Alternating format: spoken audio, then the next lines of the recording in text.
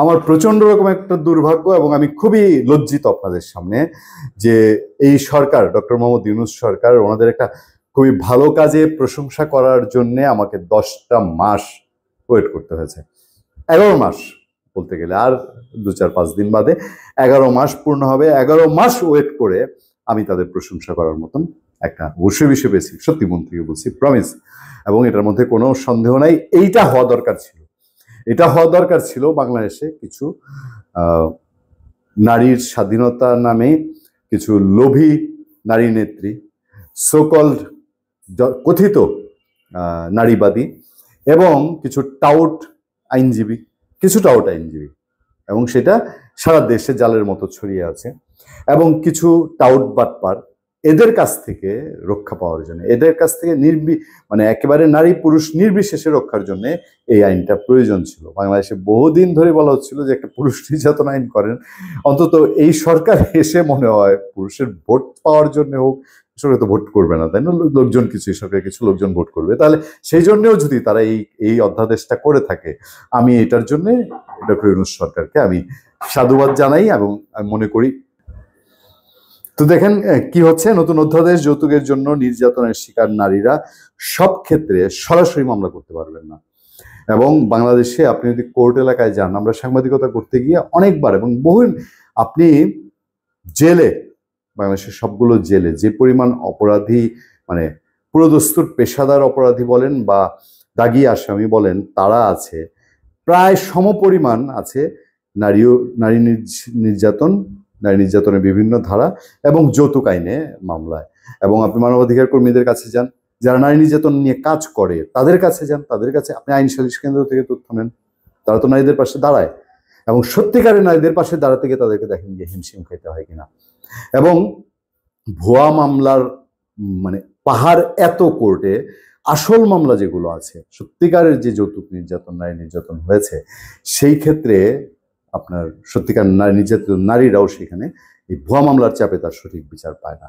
আর এই ভুয়া মামলায় যেটা বলছিলাম যে কোর্টে গেলে পরে এত কেস স্টাডি পাবেন, এত লোক পাবেন, পুরো জীবনটা তার একেবারে ছাড়খাড় করে দিয়েছে মিথ্যা মামলা দিয়ে, এবং কিছু কিছু মুষ্টিমেয় লোভী নারী। আমি অনেকবার বলেছি বাংলাদেশে ডিভোর্সের হার অস্বাভাবিক বেড়েছে, এবং এই অস্বাভাবিক ডিভোর্সের মধ্যে একটা বড় অংশ হচ্ছে ব্যবসা।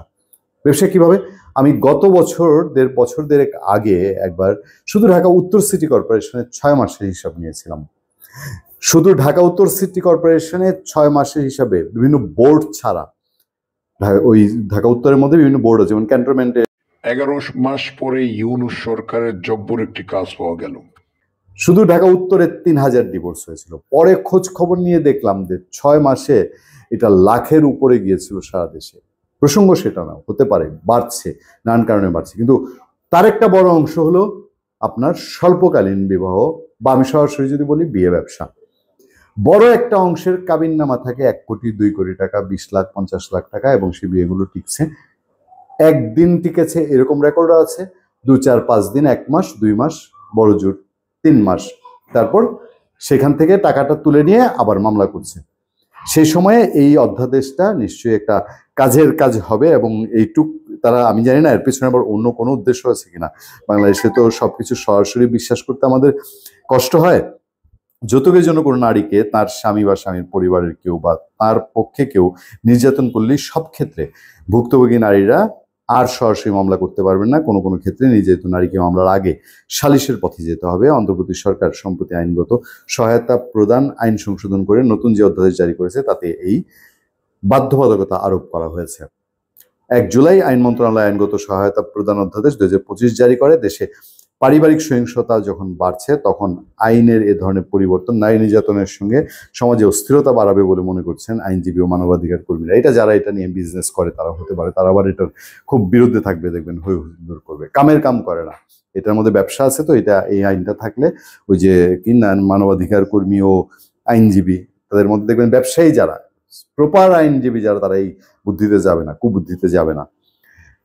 নারী ও শিশু নির্যাতন দমন আইন অনুযায়ী যৌতুকের জন্য নির্যাতন শিকার নারীর মামলার কোনো বাধা নেই, তবে নির্যাতন ও আঘাতের মাত্রা বিবেচনায় ভিন্ন শাস্তি নির্ধারিত রয়েছে। এটা 11 ক, খ, গ বিভিন্ন ধারা রয়েছে। এই ধারায় বলা হয়েছে, যে আমি সেসব আইনের ব্যাখ্যায় না গেলাম, আপনাদেরকে একটা প্রশ্ন করি, বাংলাদেশের গ্রামে গঞ্জে যারা যান তারা দেখবেন যদি অশিক্ষিত হয়ে থাকে, মানে শিক্ষার তার ঘরে পৌঁছানো, শিক্ষার আলো নেই, তারপরে দেখবেন যে যৌতুকের বিষয়টা এখন এটা একটা সামাজিক সচেতনতা দিয়ে এটা করতে হয়েছে। হ্যাঁ, প্রথম প্রথম কড়া আইন ছিল, সেটাও কিছু না কিছু কাজে লেগেছে। এবং এখন একটা গরিবের ঘরেও যদি উপহার ছাড়া স্বামীর যৌতুক প্রসঙ্গ থাকে, যে জনকে কিছু চেয়েছে, দেখবেন যে ওই পরিবার থেকে, সমাজ থেকে, নিজের থেকে বাধা আসে।